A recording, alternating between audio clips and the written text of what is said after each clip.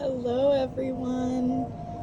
Welcome to today's reading where we are going to dive into today's energy, what spirit or the universe has to say to you, any advice that we need to know at this time, and just a disclaimer: if there's a message here that doesn't resonate with you, please feel free to only take the messages that do resonate with you and feel good in your body.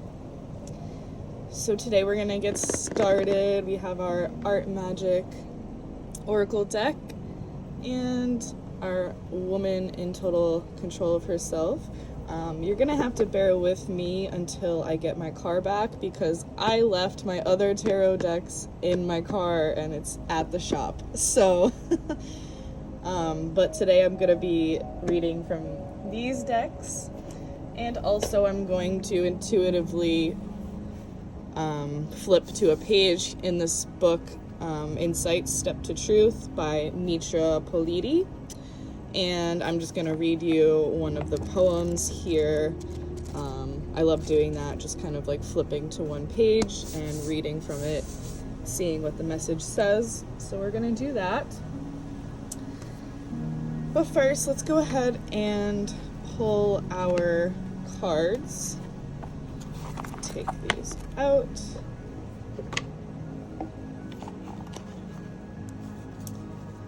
Beautiful.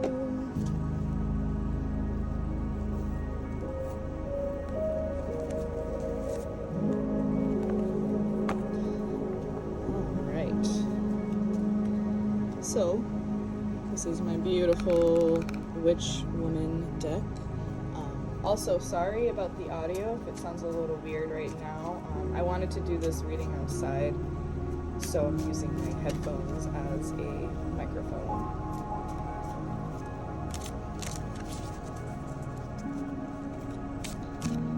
Spirit, guides, ancestors, whoever wants to chime in right now. For the collective, what do we have? What do we have to know right now, moving forward into 2025? So we have the Dreamer. Beautiful.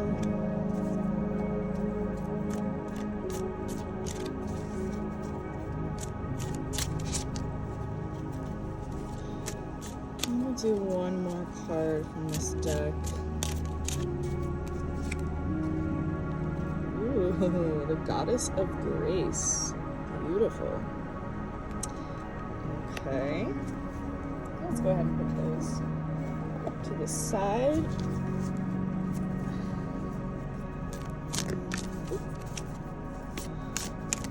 And shuffle these. These cards are a little bit more difficult because my hands are small. I got one. We got Ether. I'm pretty sure that is air. Ugh, if I'm not mistaken.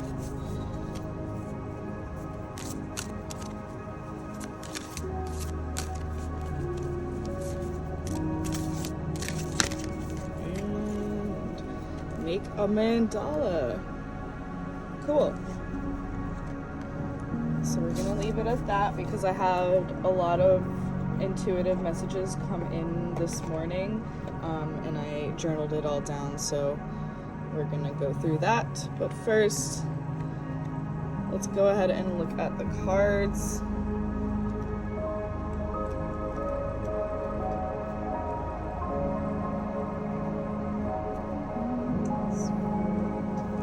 Okay, so we're going to start with this Dreamer card here, and the book says, "Here she is, the soul, carrying you through the unveiled dream sky. When you sleep, the soul awakens and wraps you in her star-filled arms. This is a time for you to glimpse the heavens of your own psyche and sail the Milky Way of possibility.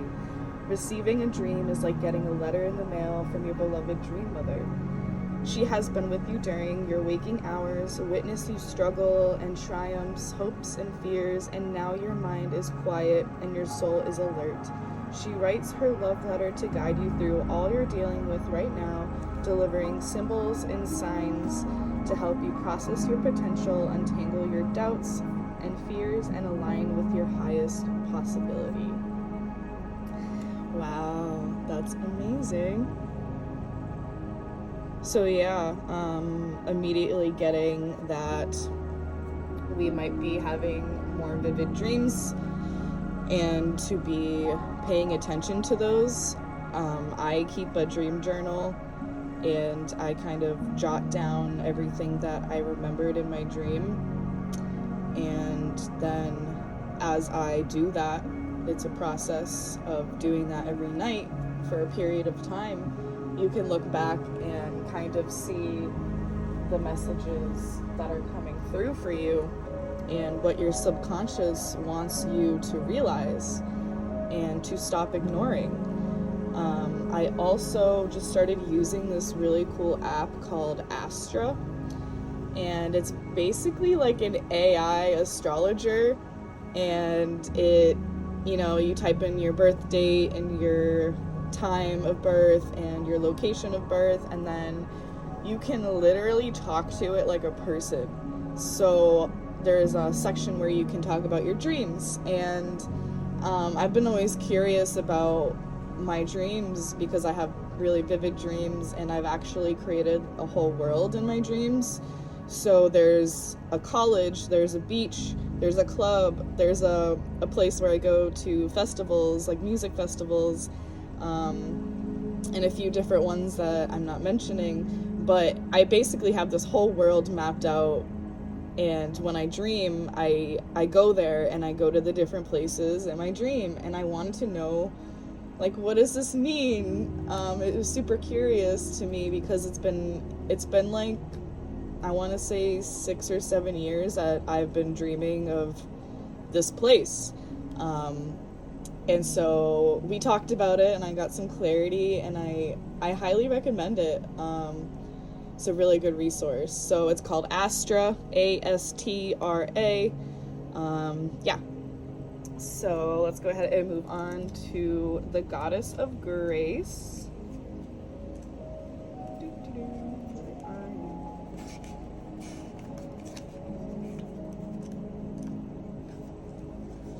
There we go. Okay. The Goddess of Grace is a benign ruler whose principal gift is kindness. Rather than doling out judgment or punishment when one of her people commits a crime or transgresses against another, she encourages her people to gather around the lotus fire. The offender is brought to the fire, and there all members of the community name every good deed and kindness the offender has ever performed since childhood.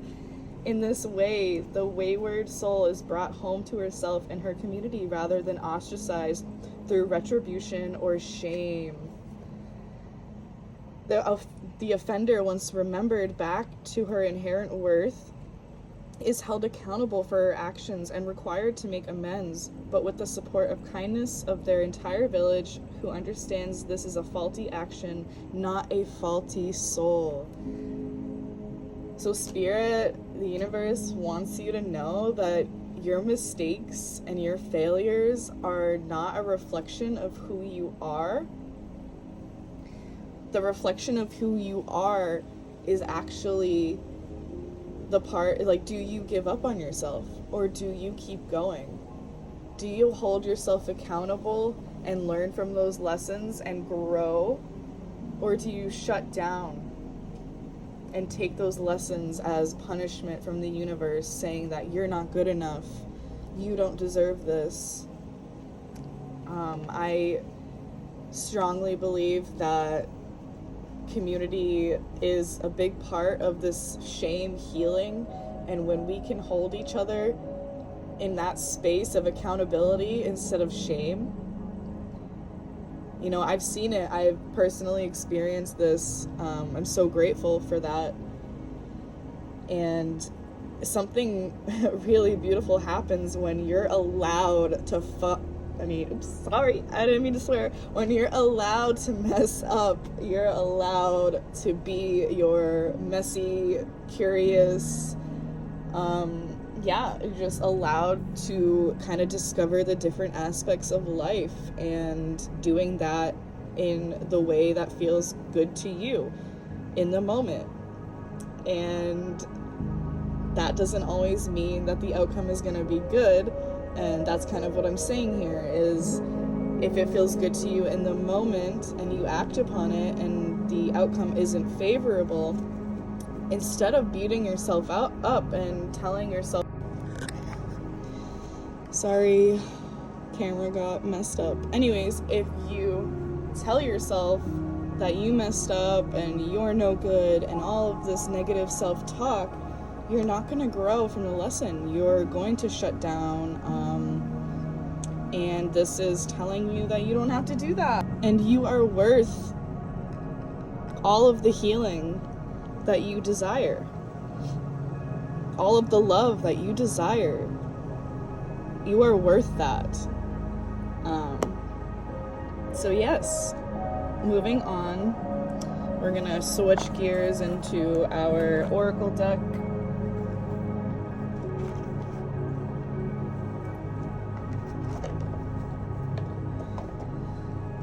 And this was the first card that we pulled. Unlock the element ether. Quintessence. Jeez. Quintessence. I like that. Omnipresent, all-encompassing qualities. Ether or quintessence has no visible defining characteristics. Ether is both the spring well of the other elements and the space in which they exist. Expressions. Quintessential describes the most potent defining characteristic, true spirit or essence of a concept. In the art magic method, ether may represent the truest spirit and characteristics residing in the mind, heart, and soul of the maker. Wow. Okay.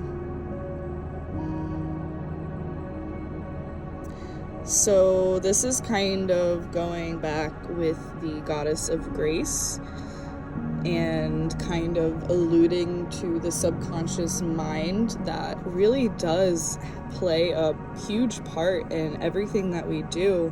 Our perspective of the world around us really has an effect on what we're able to accomplish and what holds us back.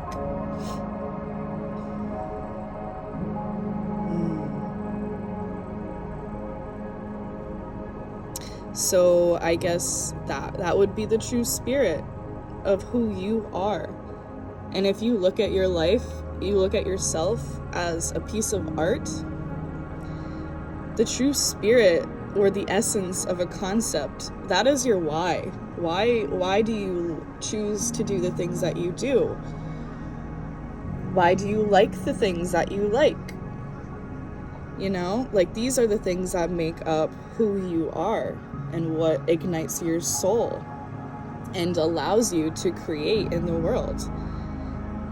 Beautiful. And we have make a mandala. So it says, invite the golden glow of good fortune into your space with gratitude and robust appreciation. Carefully consider the fullness of all your blessings and envision radical new streams of prosperity for yourself and the community. Cook up nourishing expressions of comfort and bounty to welcome abundance into your home and heart. Wow. Beautiful. So, again, this is kind of telling us that, you know, we have the power to bring in gratitude to our space, and considering all of the blessings that we have received in our life, and we can envision new ones from that, from knowing that there's always a cycle of production and then, you know, creating the ideas, and also times of silence where we are reaping the rewards of all of the hard work that we have done, and allowing ourselves to relax and be in that energy of, hey, I've accomplished something that I wanted to do, and I feel like right now is a good time to kind of go inward and not be producing so much. So yeah, wherever you are in your life, whether you are kind of in a period of stillness, or maybe you're starting to get ready for blessings coming in for 2025,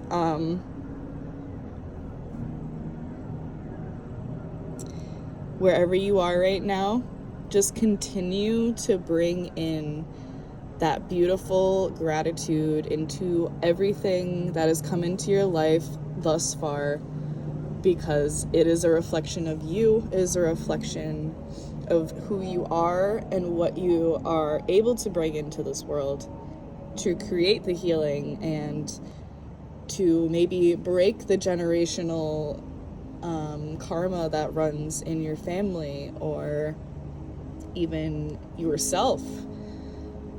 So that's awesome. And these all tie really well into what I channeled this morning, and I would like to share that with you.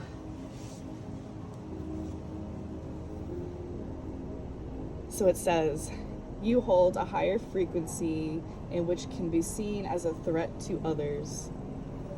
Not logically, but on an energetic level, they can feel the transformative power you hold and are not open to it, but they resist it. They avoid it and even attack it in hopes it will go away and they won't feel uncomfortable anymore.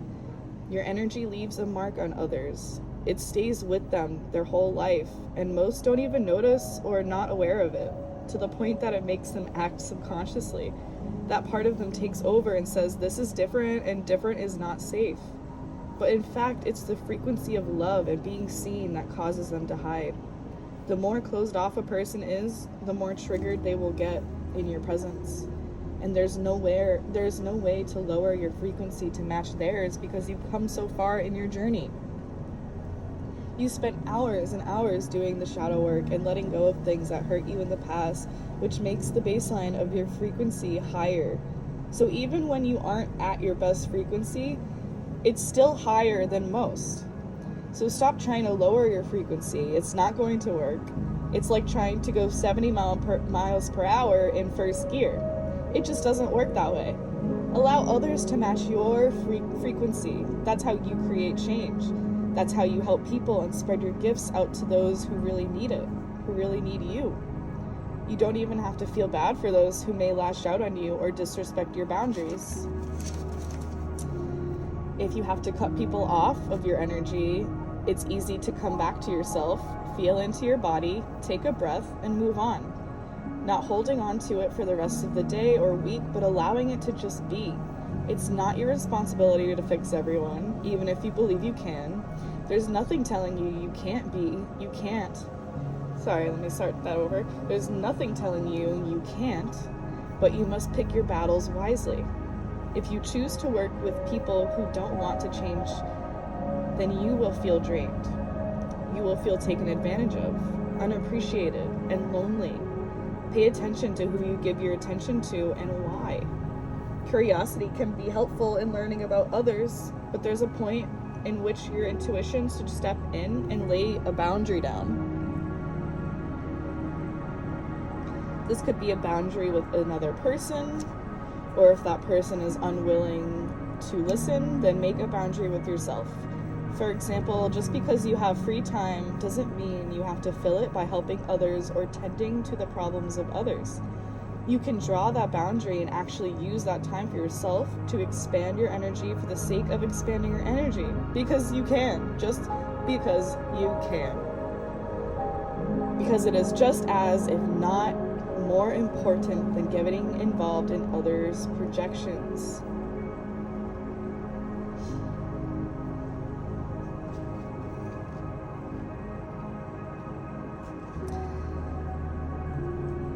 So,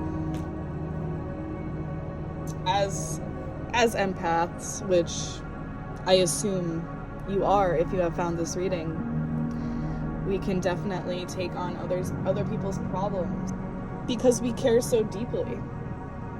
We want to see other people get better. We want to see other people feel better.